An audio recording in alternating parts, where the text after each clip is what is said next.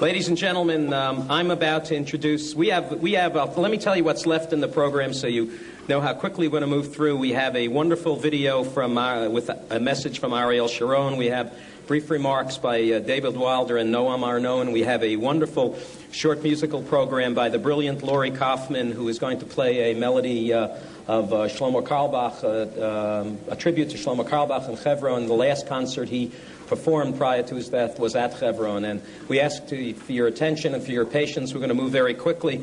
It's my pleasure to introduce the official spokesperson for Hebron, the person who is quoted every time there's an article in the New York Times about Hebron, every time CNN does a pictorial about Hebron.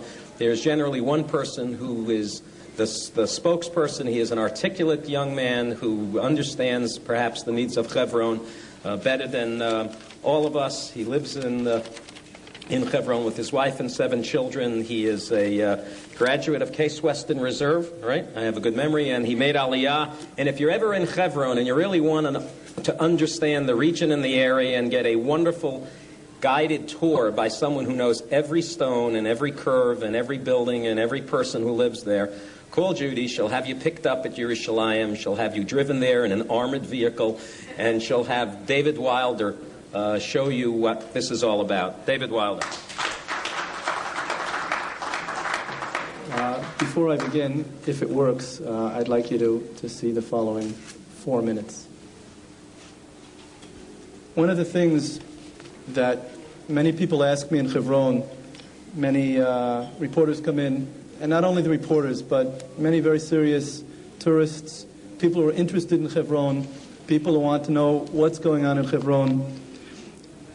One of the questions they ask me is, why should we, speaking of themselves, why should we as Americans support you? What's so special about Hebron? And what is our connection to Hebron? Because unfortunately there are many, many people that really have lost sight of Jewish tradition, and they're not quite sure what their connection, what their kesher is with the city of the patriarchs. And one of the things among many that I try to explain to people is that the dangers that we're facing today in Hebron are not only ours. The dangers that we're facing today in Hebron are also yours. Now, I could stand here for a long time and delve very deeply into these problems. However, I'm not going to. What I'd like to do, very, very briefly, is to just read you a couple of quotes that I think you might find very, very interesting. For example, there is a man whose name is Hafez al-Barghouti. And Hafez al-Barghouti is the editor of a newspaper called Al-Hayat al-Jadida. This newspaper is the Palestinian Authority daily. And this man edits the paper. He said on November 23rd, 1997, we're going back 1 week, speaking about what was happening between the United States and Iraq. And I quote, "The warning signs will light up for the American people only after the American ambassador escapes defeated from the embassy's roof and after 45,000 bodies of American soldiers will return to the U.S. like airmail." He goes on. I won't read everything he says. He says, "But the Arab reality will not remain frozen. It can change and can return gifts to the U.S. via airmail. The Arab mothers will not be the only ones crying." Sheikh Yassin, who was just released from prison, after having guaranteed that he would no longer incite murder, says, "We must stand in one line, in one trench, against the one enemy. Jihad is the only way to return to our land and homeland. There is no other way." Mr. Barghouti again says, "History does not remember the United States, but it remembers Iraq, the cradle of civilization, and Palestine, the cradle of religions. History remembers every piece of Arab land because it is the bosom of human civilization. On the other hand, the murderers of humanity, the creators of the barbaric culture, and the bloodsuckers of the nations are doomed to death and destined to shrink to a microscopic size like Micronesia." Now today in Jerusalem, there's a man whose official title is the Mufti of Jerusalem. This man's name is Sheikh Akrima Sabri. And he was appointed by Yasser Arafat in October of 1994 as the Mufti on behalf of his prophet against the colonialist settlers who were sons of monkeys and pigs. Forgive us, Muhammad, for the acts of these sons of monkeys and pigs who sought to harm your sanctity. These are people who a few months ago, while I was here this summer, tried to blow up a subway station in Brooklyn.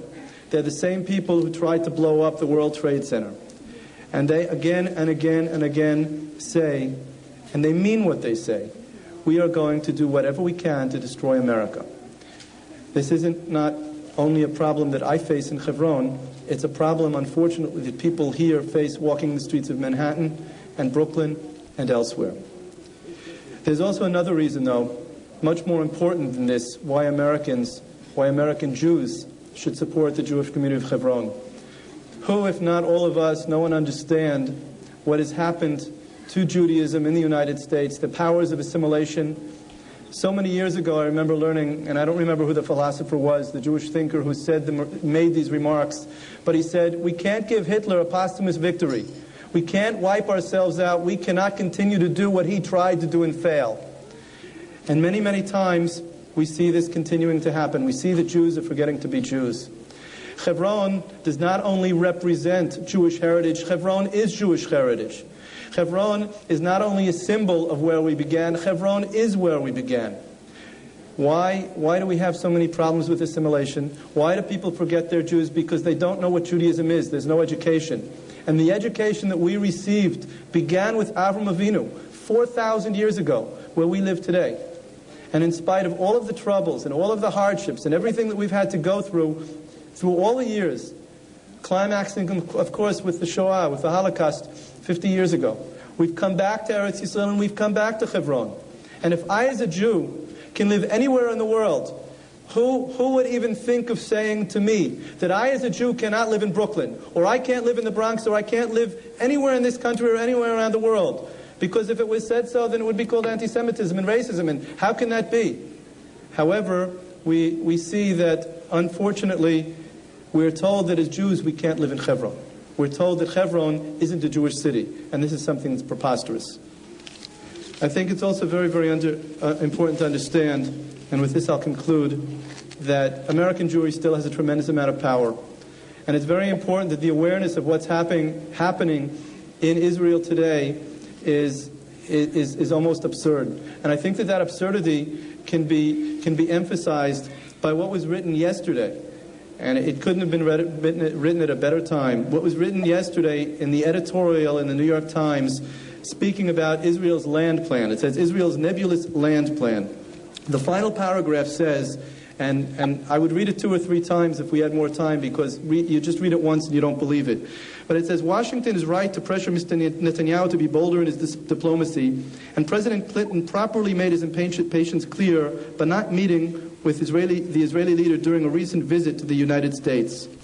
Now get this. This is the New York Times. They say the Palestinians have failed to deliver on many of their own Oslo commitments, most notably the promise to combat terror.